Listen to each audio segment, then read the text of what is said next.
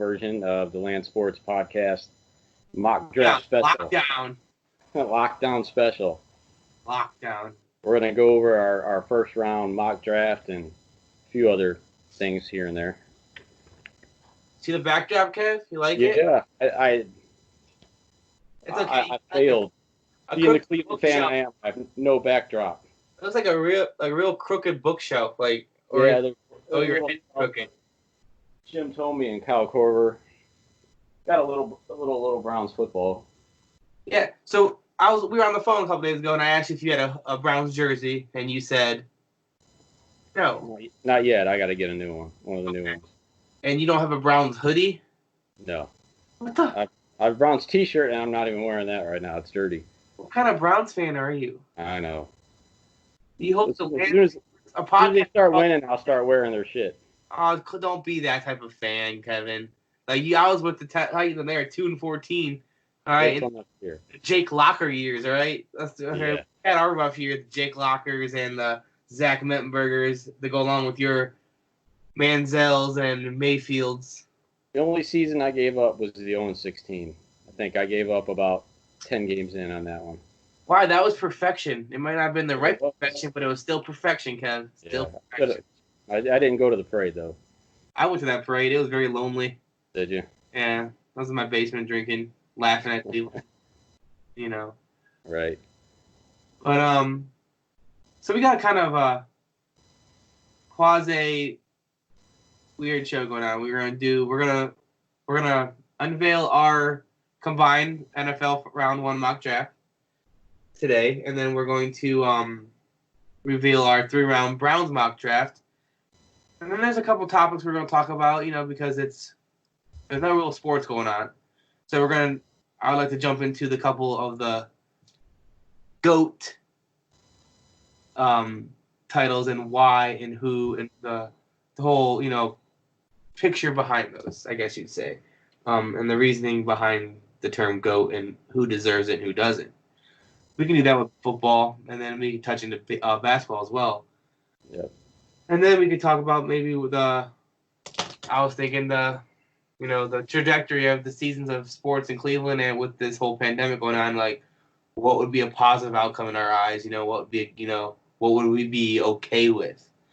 Because being that we are semi-sports analysts or in our free time, though, we're nowhere near fucking money making by any means. No. We didn't have to pay people to listen to our shit. But in our eyes, we feel that we are in the sports media line, so it's affecting us because we haven't had much to talk about. We've had to recycle some topics, like we're going with the GOAT today. So we're going to talk about I think that's how it'll affect us and what we look forward to, and like I said, what we think would be acceptable, compromise if we don't get a full-on sports season, in America. Yeah. So, I don't know. With that being said, what do you want to start with? You want to start with the NFL round 1, or you want to go with the Browns? Let's go with the NFL one first. Let's kick it off. All right. So we did it. You're a Browns fan. I'm a Titans fan. Titans are picking in an odd number, and the Cleveland's picking an even number. So we decided to go Kevin with even numbers, and I took odds, which gives me pick number 1. Worked out good. And with 99.99% of all sports analysts in the country, we have Joe Burrow from LSU, the quarterback on the Cincinnati Bengals. What would surprise me is there was a trade out, because he's been the unanimous number 1 for months, Kev. Yeah, pretty much. The only thing I can see them doing is surprising the world, and maybe not even trading out, but surprising the world and drafting Chase Young, who I believe is the number 1 overall prospect in this year's draft. Yeah, I agree. It's not because I'm a Buckeye homer. Not Ohio State bias. No, I'm a Buckeyes fan through and through. But to be honest with you, like if you're looking at every prospect ranking, Chase Young is in the top of 80 to 90% of all. So I mean, it's not a Ohio State thing. I just think he's the most well-rounded and NFL-ready prospect. Period, quarterback or not. Right. So, but so we're not mocking trades and like miracle Hail Marys. We're gonna go Joe Burrow #1 to Bengals. Yeah. Well, number 2 is pretty much the same situation. The guy that's been mocked there, guy we just talked about, Chase Young, defensive end, The Ohio State University, going to the Washington Redskins. And I like that because Ron Rivera is remember when he got out of Julius Peppers? Can you imagine Chase Young and Ron Rivera's type of defense? If he can get him the right, because they also have a young defensive line there. Right. Allen on the line, and it'll be a good fit for him. Yeah, they still need some, backfield help, but I think they'll find something there. But keep it going.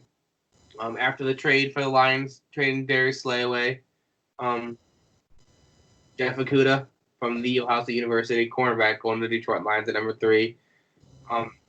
This right here, that could be the first area, like we were talking about, like 1 and 2 is pretty much set in stone in our eyes. Like I don't think anything's going to change at the 1 and 2. Right. We were both talking about that, and I think 3 is where we can see the little shakeup happening, where we might see a Chargers wanting to get in front of the Dolphins, for a Tua or make sure they have their choice of the second best quarterback in their opinions, or we could see, I don't know, maybe the Jaguars try to move up, or the Giants, I don't know. I can see a couple things happening. The Raiders trying to move up to make sure they get something they want, but we're not mocking drafts, so we got Okudah going number 3. All right, number 4 is kind of a wild card, and I went with Mekhi Becton out of Louisville, the big offensive tackle. Now this guy's probably the biggest mystery in the draft because he's probably the biggest boom or bust. I mean, he's a monster, athletic freak for his size. And I think that's what's going to get the Giants to bite on it. I mean, this guy could be as all pro potential, but he also has big bust potential. So it's a roll of the dice, but I think the potential outweighs the negatives. Yeah, and this draft was made before the whole flag drug test too. So this was combined. So with that being said, I don't know if we would have mocked. I don't know if you would have mocked him there. Would you have after that flag drug test? Would you have still mocked him there? I don't know. I think this made it I think they may end up taking a different one or Isaiah Simmons.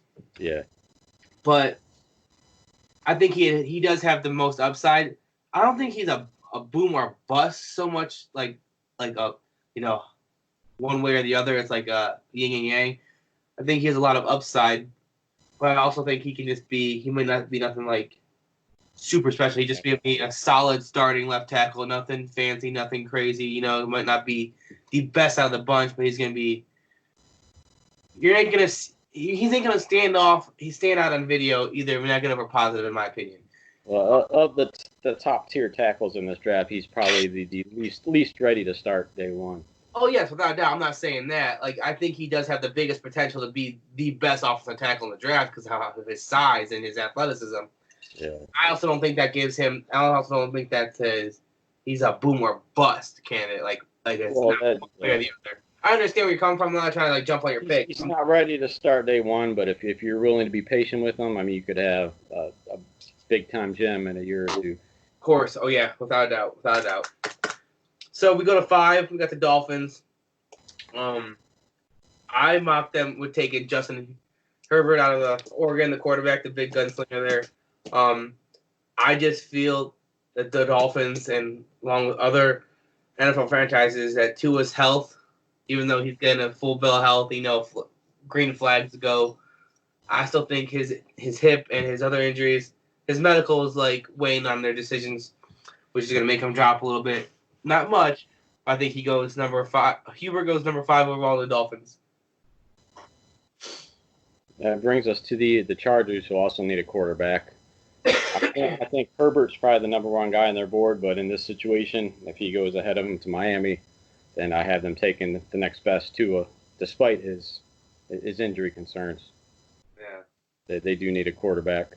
Obviously, Phillip Rivers is gone now. Right now, Tyrod Taylor is their starter by default. And even though they say they feel happy and strong with Tyrod Taylor, I think that's more of a smokescreen to not let them show their hand completely, even though a lot of people know they're looking at a quarterback in this draft. Right. Being number 7 could be tricky. Like I'm looking at his best player available here, not so much as need. Linebacker is a need for him after the early retirement of Kuechly, but I think their biggest need is inside defensive line, which a lot of people have the Panthers taking Derek Brown out of the defensive tackle out of Auburn. But I see the athletic freak Isaiah Simmons, who could be a Swiss Army knife for that defense. You know, play anywhere. You know, on ball, off ball, sideline to sideline defender. You know, elite speed, great tackling. His hands for a linebacker are astronomical. He catches like a tight end. It's ridiculous. So I say they don't draft need. They draft best available there. They take Isaiah Simmons, a linebacker out of Clemson, and he's now your next great Carolina linebacker. So that brings us to number 8, the Arizona Cardinals, and they need to beef up that offensive line to protect Kyler Murray. So I've got him taking Tristan Wirfs, offensive tackle out of Iowa. Yeah, after that D-Hop trade, it literally put offensive tackle as like the only thing they could take there, in my opinion. Right. Because before that trade, we thought this would be the first place a receiver comes off the board because you need to give Murray more weapons. Right. Now you're just gonna protect Murray. I think they're doing what's the coach's name down there? What's his name? I can't remember his name. Because of the K. Cliff Kingsbury, right? Yeah, whatever, that guy. He's doing good things right now. I think they're they're putting a lot of pieces together around Kyler Murray to give him the best opportunity to win. So I like the beefing up the Wirfs. Could be all pro tackle. Inside out. I'm hearing he can be a Pro Bowl tackle, but he could be an elite, like top 3 guard if they put him inside the line. Yeah. But so we go to the Jacksonville Jaguars. They need a bunch of things. Like it's so hard to draft for the Jaguars. I mean, you think they need one thing, and then they go ahead and they draft something else. I mean, I heard this morning I was reading that the Jaguars are shopping Leonard Fournette. Yeah. So I mean, who knows? Yeah, I don't know what they're doing. Yeah, I don't know. So I have them taking best player available in Derek. Well, I mean, not best player available, but an elite defensive tackle out of Auburn, Derek Brown, going to the Jaguars to beef up that line, and see what happens because in a running back division with Derrick Henry and now David Johnson in Houston. Yeah, they're gonna need some beef in the middle to stop the run. So they're pick. All right, that brings us to the Cleveland Browns at number 10. Everybody knows what we need: a left tackle, kicker, barring a trade for Trent Williams. Fucking kicker. Fucking kicker. Andrew Thomas, the safe pick out of Georgia. He's an elite left tackle. I think he's the safe pick. He's the guy most ready to step in day one, and I think he can come in and be a solid all-pro left tackle for the next 8 to 10 years. And he's also got the great last name for a left tackle, Thomas. So. I was just gonna say that. Is he the next great Thomas left tackle in Cleveland? Right. I'm right there with you. If I was to rank the top 4 tackles, because you can't, not all of them are left, but it'd be Thomas, Wirfs, Wills, Becton, in my opinion. That's how they go, ready to go. Like, yeah. Wills and Wirfs played right tackle. Even though Wills was blocking the blind side for Tua. Right. It's a different animal playing on the left, because your movements are now reversed. Well, I don't know if you heard Andrew Berry. He was asked a question about that, if he was concerned about a guy who played right tackle in college moving to left, and he said that they should be interchangeable. They're not worried about that. So that it's not going to scare him away from taking a guy who played right tackle. No, I'm not saying it's still going to be an adjustment for the player. He just said that it's overblown, people saying that right tackles can't play left tackle. That it's not as big of a transition as everybody makes it out to be. It's a different skill set in left and right. Yeah. Right. Fully different skill set. And if you don't have that skill set down, it's gonna be hard for you to just jump in and do it. But anyways, so we go to the number 11. New York Jets. They need help everywhere. They need to give Sam Darnold some weapons there. I'm drunk. Leave me alone. It's quarantine Saturday. Yeah. So we have the first wide receiver coming off the board, and that'd be Jerry Jeudy. He's not my number one receiver, but he's the best fit for the New York Jets. His routes and his 50-50 ball are great. I just think he's the type of player that Darnold could throw to and get success with, and help take the pressure off Le'Veon Bell, because Le'Veon Bell needs that receiver. He does. Any great running back needs to have a great receiver to take the top off and take the pressure off. If you have to stack the box, if you're not worried about nobody beating you over the middle or deep, and you're stacking the box, I mean, you're not going to have to run the ball efficiently. Right. So Jerry Jeudy, wide receiver, Alabama, New York Jets. All right, that brings us to number 12, the Las Vegas Raiders. I've got a little run on receivers here. I've got Henry Ruggs, the third wide receiver out of Alabama, the speed burner, going to the Raiders at number 12. Another weapon for Derek Carr and Chucky. Yeah, then we got San Francisco sitting here where the Colts were after that trade of DeForest Buckner. They need to get Jimmy G some weapons. Deebo Samuel was a nice addition last year. Emmanuel Sanders didn't work out. He's now with the Saints. Yeah. So the 49ers take CD, the big 50 receiver out of Oklahoma. CeeDee Lamb. The 6'2", 189-pound receiver out of Oklahoma is a new San Francisco 49er. A great target for Jimmy G to be thrown to. I could see great things out of that offense with him there. All right, and we go on to number 14, the Tampa Bay Buccaneers. I've got them taking offensive tackle from Alabama, Jedrick Wills. Need some protection for their new prize possession, Tom Brady. Yeah, I see a lot of people talking about, trading for the Bucs, trading for Odell, or them drafting a receiver. Yeah, I understand they lost Perriman, all right, but yeah, Perriman. I don't know if did he even sign with anybody yet. I don't think so, but that doesn't justify taking a first-round receiver or signing or trading for an elite receiver or an all-pro receiver. You got your 1 and 2 already with Evans and Godwin. You can get a third or fourth-round receiver. Right. If you're looking for a third receiver, you're not taking them in the first round, especially at 14. Jedrick Wills is the great thing. They have a pretty solid left tackle there. Jedrick Wills goes and gives them a bookend to protect Tom Brady. Yep. And I think it's a great pick to help beef up that line, and it makes the NFC South a lot tougher. Right. So we got the Denver Broncos here. So this because of the run on receivers, Lamb, Jeudy, and Ruggs, because the Broncos need a receiver. They need more weapons to go around with Courtland Sutton to give Drew Lock. But since we're not mocking trades, on a trade here, I'd pretty much we'd be talking trade ahead of the Jets to get their receiver. Yeah. But since everybody's sitting where they are, they're going to take C.J. Henderson, the cornerback out of Florida, because they lost Chris Harris. Yep.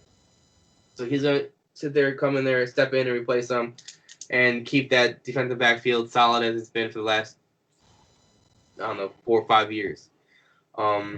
But if we were doing trades and this was the real life, the Broncos are probably going to make a move. They're going to trade up to get a receiver to get weapons. Because it was interesting today too. I heard they said a lot of NFL teams actually have C.J. Henderson ranked ahead of Jeffrey Okudah. That's ridiculous. It is ridiculous, but I was kind of surprised to hear that. Because I don't know, man. All right, so that brings us to number 16, the Atlanta Falcons. I've got them going defense, which they sorely need. I've got them taking Javon Kinlaw, the defensive tackle out of South Carolina, to beef up that interior defense. They do need a lot of help defensively, so that's one step in the right direction.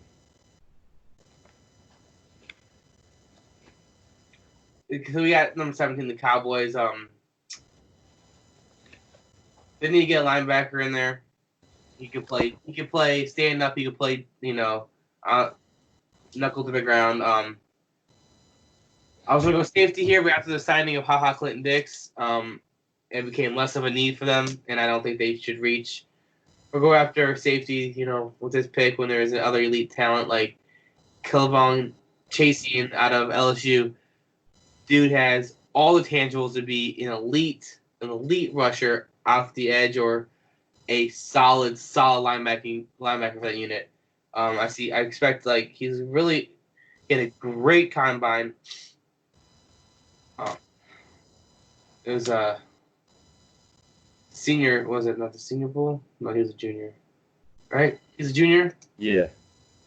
What the fuck am I trying to talk about here? I'm throwing some dumb shit out. Where's he at? There he is. Yeah, junior.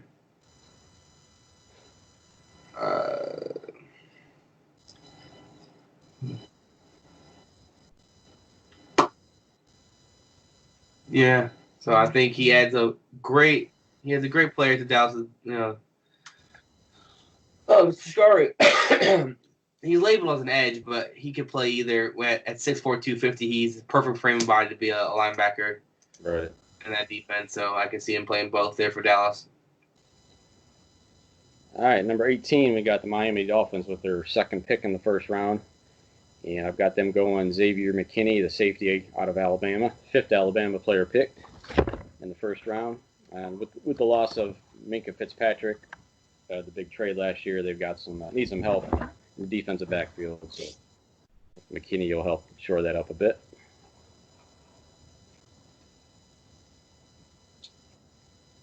All right, well, the Raiders, they got the receiver earlier in Ruggs. They go on defense side of the ball, and they take Christian Fulton, the cornerback out of LSU. LSU is a lot of talent this year. They're an obviously national championship team, but Christian Fulton, he didn't look that great in the national championship game, but one of his worst films. He good body, 6 foot, 200 pound. He's a great man. Like his best position is playing man. Like he lacks in the zone, but he'll be all right there. So, with that being said, he should be a solid fit and solid player in Gruden's defense. So. All right, then we got Jacksonville at number 20, their second pick. Of course, like we said, they need pretty much everything. Yep. We're going to stay with the LSU trend. I've got them going with Grant Delpit, the safety from LSU. Guy I was hoping would fall to the Browns in the second round, but fat chance of that happening. I mean, there is he's his tackling is not that great. Like everything I read about him, he's a poor tackler. Right. So he could fall, but not in this one. No, not in our draft.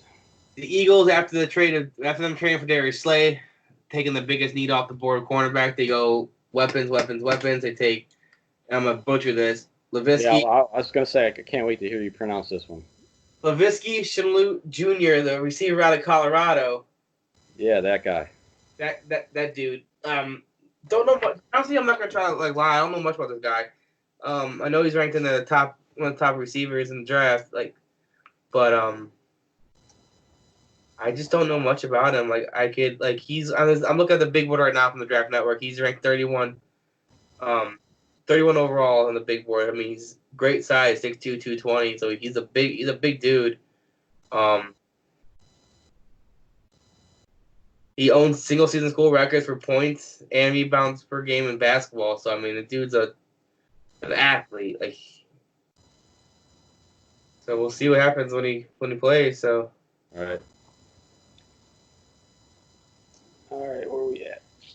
Right. Number 22, Minnesota Vikings. I've got him going with a cornerback, Jeff Gladney from TCU.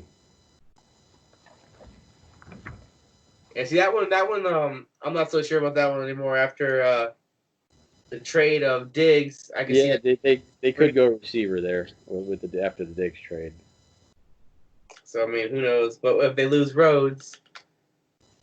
Right. So we go to 23 of the New England Patriots. I have him taking Jordan Love, Tom Brady's heir. The new TB12 will be JL13. Quarterback out of Utah State. So that brings us to the New Orleans Saints. They need some help. Linebacker is probably their biggest need. Yeah. I've got them going Kenneth Murray, linebacker out of Oklahoma. And then now we're back to Minnesota, where I have them taking. Right? No. Yep, they can get the receiver. I'm sorry, I read the number wrong. 25 Minnesota Vikings select Justin Jefferson, the receiver at LSU. He fits perfectly in a slot scheme, in a slot position. He would be great. Even though Thielen's there, I don't know how they're working, but I think he'd be a great addition there. Another good weapon for Cousins there in Minnesota, so they get their replacement for Diggs, and hopefully it comes with less attitude and less demonism. Right. At 26, we got the Miami Dolphins with their third pick in the first round. Got them taking the tackle Josh Jones out of Houston. Obviously, they have a need at left tackle after they traded Laramie Tunsil to Houston last year, so that'll fill a big need. All right, at 27. Man, you get all the good names. Right? I'm what's it called? I'm cultured. Yeah, Yader Gross Matos, defensive end out of Penn State to the Seattle Seahawks, with the impending Clowney situation. He may not return. They get their replacement Clowney, who can go in there and just wreak havoc. We watched him all year in the Big Ten. We saw what he could do. Yeah. He was a monster. He was a disruptive force. So I mean, he finds a good home in a team that always produces great defensive players. So he could be the next big thing coming out of Seattle if he works at it. All right, number 28, the Baltimore Ravens. I've got them going interior offensive line. Cesar Ruiz from Michigan. Beef up that line for their MVP. Yonda's replacement. Yep. All right, we got my boys, the Tennessee Titans here, in need of a defensive end, need of edge rush. We need to pressure quarterbacks. With quarterbacks like now Philip Rivers in our division. The fuck? And Deshaun Watson, and then we got Gunther Minshew or whatever you want to call him, Gardner Minshew, the stash. I'm not really too worried about Uncle Rico. Yeah, Uncle Rico.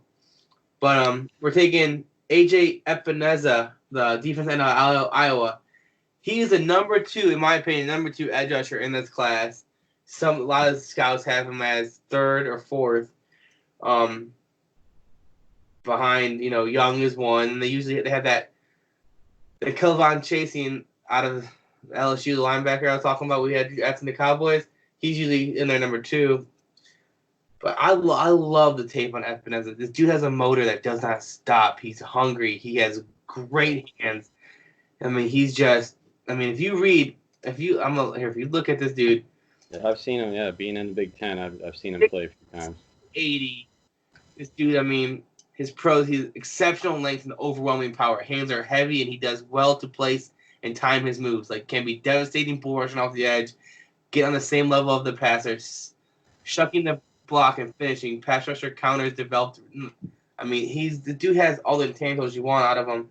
And for him to fall to Tennessee at 29 is a miracle. Bring it on. The next great Javon. It's Javon Curse 2.0 right here, man. The freak is back.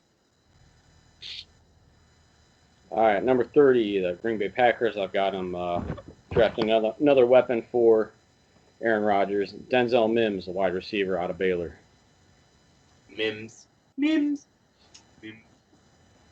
Yeah. 6'3", 206. Mims is pretty good. He doesn't run the most diverse tree, but he's got nice size for sure. Real big of the end zone threat, So he's really good at 50-50 balls and fighting for the catch and fighting for at the top. So that could be something real good for Aaron Rodgers, because he likes those big receivers. Yeah. So I really originally had an offensive lineman in this pick, I'm pretty sure. I had changed it because I was reading up on the 49. I had center Lloyd Cushenberry out of LSU going to the 49ers at 31 originally.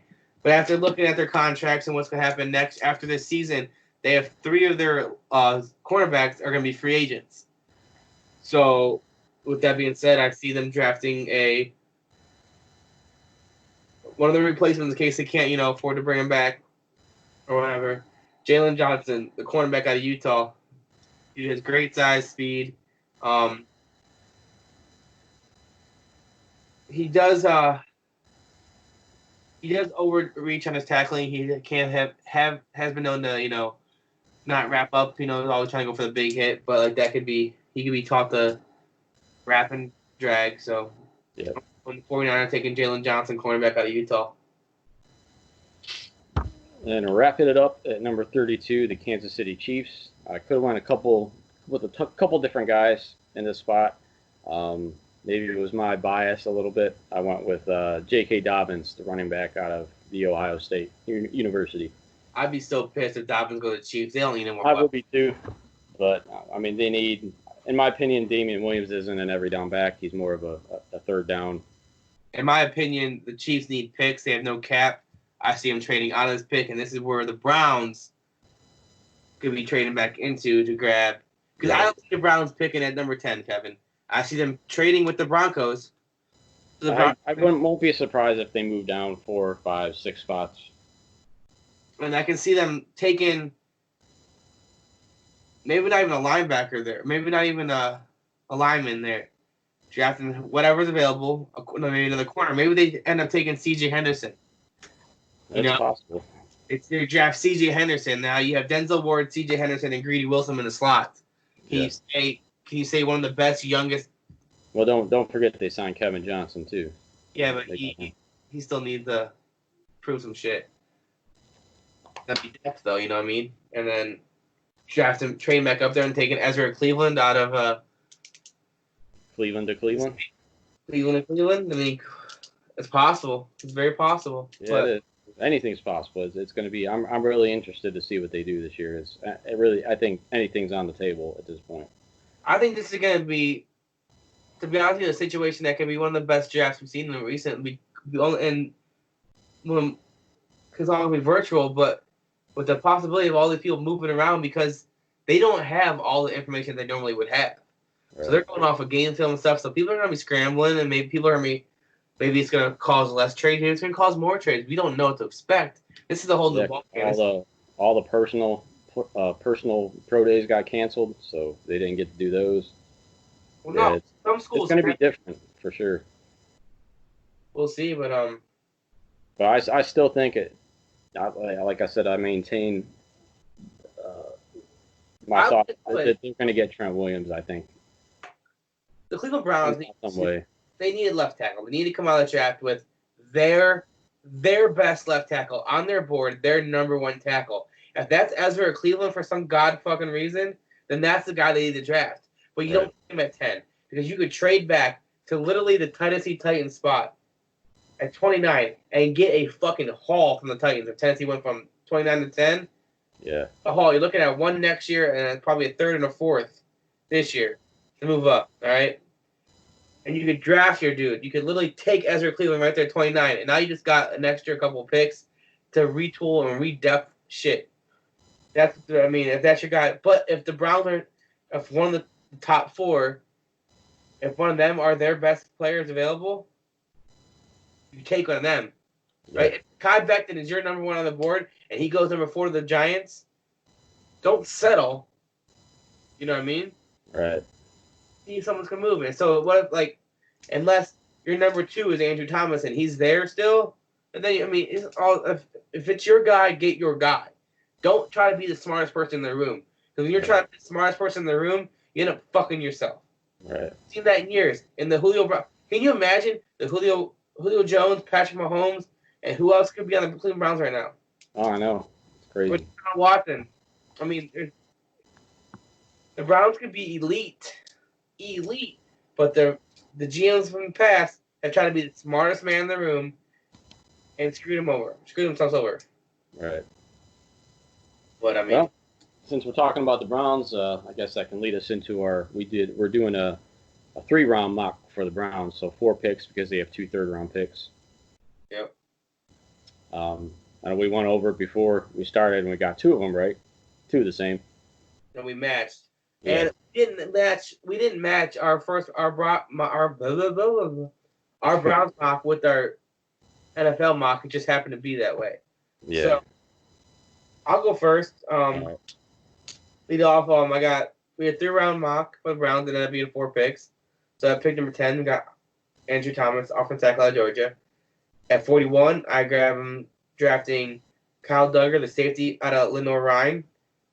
I really, really like that dude. And at 41, I think it's a great spot for him. And he could be, in a year or two, he could literally be a solid safety for you guys. All right. And at 74, I had you guys taking the best linebacker available, which is Malik Harrison, the linebacker of Ohio State. We all see what he can do. He's a solid contributor. He's not flashy. He's not, he ain't going to be an all-pro linebacker. Even though I love him, he's going to be he's going to be Joe Schobert, but maybe a little bit better. Yeah. And if that's what you get out of him, then guess what? That's good, because Joe Schobert was a solid contributor for the Browns. Yep. He could be Christian Kirksey healthy. I would take that. Exactly. And then at 97, I have him drafted Tyler Biadasz, the inside offensive lineman, the center out of Wisconsin. Just utility lineman who can play both center and guard, all three interior positions. He can play whatever you need him to go. Because you got pretty much what Austin Corbett was supposed to be. Yeah, he could be your new right guard. Yeah. And Wyatt Teller could be your floating offensive lineman. And you guys, if you look at it, with Andrew Thomas at left, Petonio at left guard, Shredder at center, Biadasz at right guard, and then Conklin at right tackle. That offensive line is. Yeah, that's pretty damn good. That's your Baker shouldn't be sacked more than 65, 75 times. Right. So that's a joke. That was mine. Our first pick was the same, Andrew Thomas at number 10. Number 41, I also went with a safety, but a different safety. I picked Jeremy Chin, the small school, Southern Illinois. He's a playmaking safety. I know you mentioned before the show that he's got a few tackling issues, but heard a lot of good things about him. I haven't seen him play, but 74, we were the same. Malik Harrison, the linebacker, Ohio State. At 97, we need a third receiver, obviously. We've got OBJ. We've got Jarvis Landry. Not much behind them. So I've got KJ Hill out of Ohio State at 97. Homer, huh? Well, I'm just glad we're picking Ohio State players again, because for a long time we didn't. It's true. And it bit them in the ass because they missed on some pretty damn good players. True. All right. So that's our draft portion. We got some other stuff to talk about. We can. I mean, like we talked about, show. Like, I'm getting sick of this. So, I've been driving to Sebring for a while now for work. They've been sending me out to other offices, and it's a 45-minute drive. So I've had some time to listen to NFL radio, and people talk. There's no sports. So they're talking about topics. Which got me thinking. This GOAT topic for the NFL. What makes Tom Brady the GOAT? What makes him the GOAT? Is it his 6 championships? Championships, I guess. Okay, with that being said, how come Bill Russell's not the GOAT in the NBA? Right. That dude has like 13 championships. Right. Or 11. But Michael Jordan's a GOAT. Yeah. Is 6 just a magic number? You hit 6, you have to have 6 and 6 only, and you become a GOAT? Apparently. That's something. But see, this is how I look at the GOAT. All right? Michael Jordan it's either him or LeBron James, in my opinion, is the GOAT. because of how they can take over games and just change it. Right? Yeah. NBA, one player. Throw Kobe in there too. Yes, but Kobe's always had a big name with him, a big name. Like Shaq helped dominate the years, but that's another argument. That's another topic. I want to ask you a question, Kevin. This is going to help us solidify this GOAT conversation. If you were an NFL GM, you're in the Super Bowl, right? And every single quarterback from NFL history is a free agent, right? Yeah. And obviously they're all in their prime, right? It's all prime. Because you can't be like, I want a 62-year-old Dan Marino, over a 24-year-old Patrick Mahomes. Right. But they're all in their primes. And every quarterback's available in free agency, and you need to sign one of them to win you the Super Bowl that year. Who are you taking? What quarterback are you taking? Not Tom Brady. Okay, not your first pick. No, I'm gonna mention 3 guys ahead of him who that I saw play. I don't want to go back before that, guys I haven't seen play. Okay, but with that being said, if Tom Brady is supposed to be the GOAT, right? Yeah. Well, he should be the first name that's picked to help you win a Super Bowl. You would think. That's what I'm saying. That's why I think there's a few better options. That's why I think I'm not trying to take anything from Tom Brady. Is a great quarterback. Yeah, no doubt. Greatest. He's in my top 10 greatest quarterback of all time. Right. All right. Is he in my top 5? I don't know. Yeah, he's borderline top 5. That's what I'm saying. It's close. But if I was to pick, but I'm gonna let you do it first. But that's what I'm saying. This is what I'm talking about. This is why I don't think he's the GOAT. Right. Just because he has 6 Super Bowls. All right. There's other quarterbacks that I would draft or pick to win one game before I pick Tom Brady. But go ahead. Who you pick? I think the 2 that I've seen play that I feel are the greatest that I've seen are Joe Montana and John Elway. Obviously, Elway, seen him knock the Browns out numerous times. So, not really. I don't know. I guess I'd put Montana 1, Elway 2. Yeah. So that's what I would throw. I would throw Peyton Manning in there for myself. I think Peyton Manning is a better quarterback. He might not have made a championship, but I literally think Peyton Manning is a better quarterback than Tom Brady, in my personal opinion. Yeah. And it was, Joe Montana and Elway too. Was there? Yeah. But you could also think Steve Young or Dan Marino would be. Dan Marino, yeah. I was going to say Dan Marino. I think I would put ahead of Brady on my list. And Drew Brees even too. Drew Brees is an elite quarterback. I mean, it's you start to get into semantics. Now you're starting to get into like statistics, but I mean, if you're not picking Tom Brady in that question, I don't think you can literally say he's the GOAT. I don't. Right. Can't justify putting Tom Brady as the GOAT if I'm not picking him for that one game to win me a game. Like it's just it's that simple. I agree. So if you were to rank your top 5 quarterbacks of all time, what would they be? That I've seen play, right? No. I mean, I hate picking guys I never got to watch. Well, that's how this shit works all the time, though. I know. But I'm gonna go with the guys that I've seen play. Top 5, I'd probably say Montana, Elway, Marino, probably Steve Young. The 5th one's a tough one.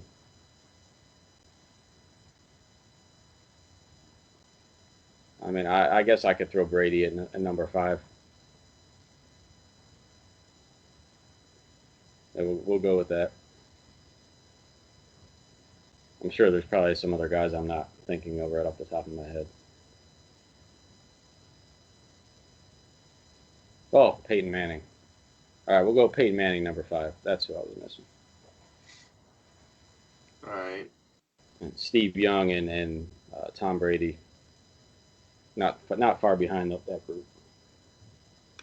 You also got like Troy Aikman could be put in there. You know what I mean? Like Yeah, you got Jim Kelly. Jim Kelly. Yeah, I forgot about him.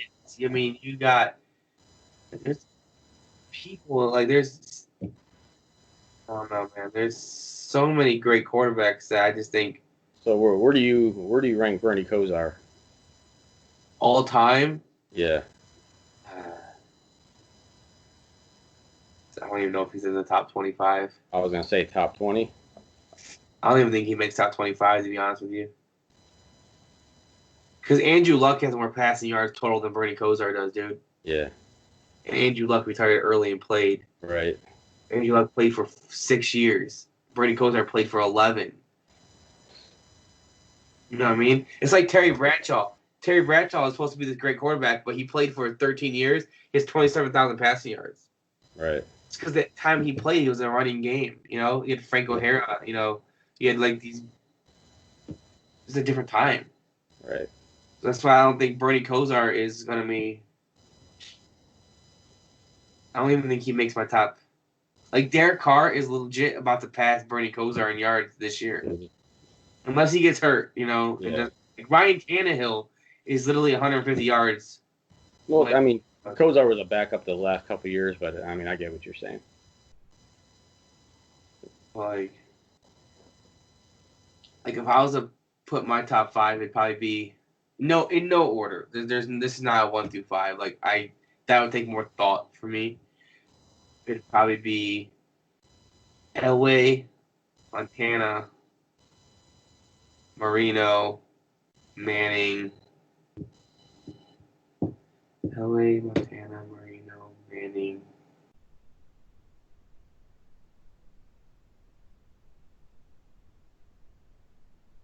That's tough to do off the top of your head.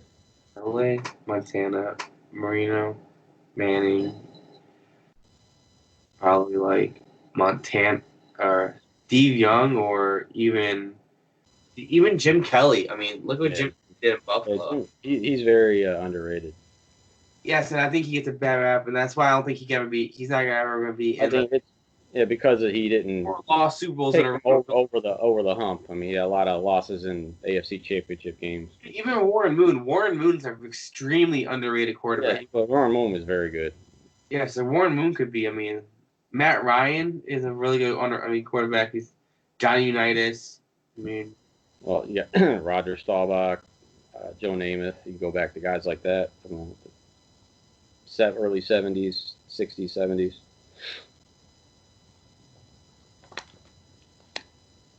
Yeah.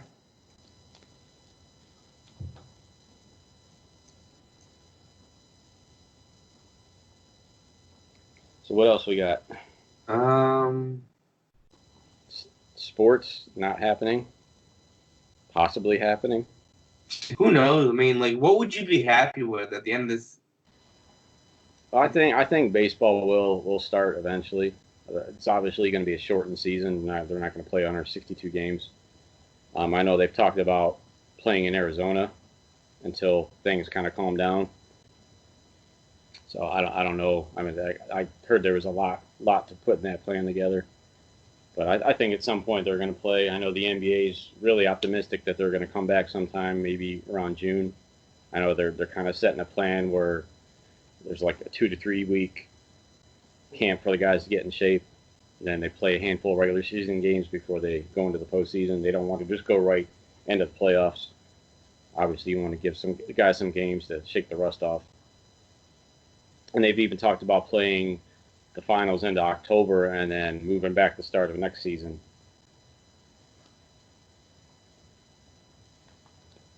And of course, you got the NHL. They're another league that's trying to get their season in. Seen the XFL went bankrupt. They're done. Unfortunate because I thought they did pretty well for the half season they got to play. Yeah. No. Yeah.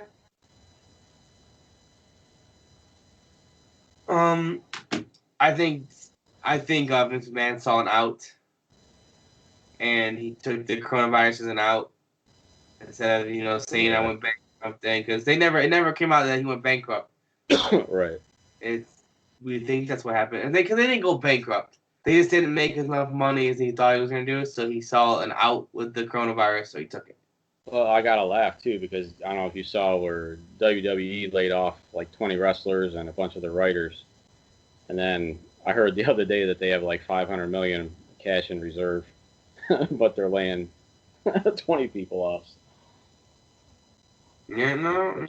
Kind of crazy. And it's not just pro sports. I mean, you look at the poor high school kids. Look at how do you think the seniors feel? They're going to have their baseball and softball seasons wiped out now. Yeah. Because, I mean, school's not going to start back up until next school year. Of course. I mean, that's sad. And then you had the basketball. They were in the regionals right before state. They got wiped out, so there were no state champions. You had local school here at Waterloo made it to the regional finals for the first time in school history. One went away from state, and their season got wiped out. So, yeah, now they can all say though that they could have won it, this year, and nobody can say they didn't or didn't. And the college NCAA tournament obviously was wiped out. Baseball and softball seasons are being wiped out. So yeah, and there's a lot of things being it's not just pro sports. College and high school are being affected. Yeah. And I've seen the NCAA ruled they're not going to allow basketball players to get a fifth year since, a big part of their senior season got wiped out. So they're done. Their college career is over. Yeah. So it's going to be interesting to see what they do. Like I said, I think baseball will be back at some point. Looks like the NBA will resume at some point. I think it's all going to depend on how they, they're taking steps now. Some states are going to start opening stuff up May 1st. Like, I guess they got like 3 phases they're going to go through. You have to have like a 14-day window of not showing an increase in cases to move on to the next phase. So I'm hopefully by like June, July, everything's kind of back to normal. As normal as it's going to be for a while. Yeah. Well, I look at it this way: is like I want, as long as I'm not too worried about like the baseball season starting or NFL or the NBA season catch back up. I understand that the NBA needs a crown champion. If they doesn't get a champion, it's gonna really hurt LeBron because if LeBron wins championship with this year with the Lakers, that's 3 different teams with the championship. Now that literally it takes away a lot of doubt for him and about being the greatest of all time. And this might be his last big chance to win one too. So, he's hoping they get back at it. Yeah. So I mean, but football's my sport. Yeah. Well, it sounds like they're going to be able to start on time. The question is whether or not fans will be in attendance. And I'm okay with no fans. Like, yeah. I just want to watch football. It's gonna be almost the same product, but. Right. Yeah, I'm gonna watch it regardless of whether there's fans or not. I mean, yeah. It's football, so. It is football, yeah. So I'm ready. I'm just ready for sports to start back up, whether there's fans in attendance or not. Yes. It's been a long route. It is, so we can start our show back up and have something to talk about. I am so sick of watching reruns of sports that I already know. I think I've watched Game 7 of the Cavs finals. Yeah, that's been on like I think 10 times in the last months. I've watched Music City Miracle a couple times. Yeah. Major League was on the other night. I watched that. Yeah. Like we said, there's not much going on. So I mean, these shows are kind of short. Like we had their. Right. Maybe we'll pop in and do some like sporadic. Yeah. Draft stuff on Thursday and Fridays. Yeah. Well, after the draft too, we could do a recap if we're not back on yet. We can do a pop-up recap. I I think our first show will be after the draft. I think that Wednesday after Yeah, draft. that'd be nice. We could get back at it after the draft. We'd have a lot to talk about, obviously. Yeah, we could do a whole football draft recap and see what happens. Yeah. We'll continue the war against Kirby. Yeah, we'll have to compare again and see how we stacked up. We may end up doing a adjusted draft. What do you feel about doing an adjusted draft? Like Land Sports Draft 2.0, like on Wednesday, the day before, see if anything changes in our opinions with any coming out. Yeah, we could probably do that. Final draft, that'll be our 2.0, will be the final one because then Thursday it's there. So, other than that, I got nothing, Kev. I mean, yeah, I think we're good. We went almost an hour, so. Yeah, roughly, all right. Yeah. Yeah, 58 minutes. So there we go. I'm looking forward to this draft, and we'll see what my boys in blue can do, and see what the guys in brown do. Yeah, looking forward to it. It's going to be a big draft for us for sure. It's actually the first time that both you and Troy are going to watch the full first 3 rounds here with me. Yeah. You don't have bowling or a random movie to go see. Yeah, he had to leave for a movie last time. Yep. But all right. Well. All right. We'll just hit stop recording, and we'll see you guys next week. All right. See you guys. Thanks for tuning in.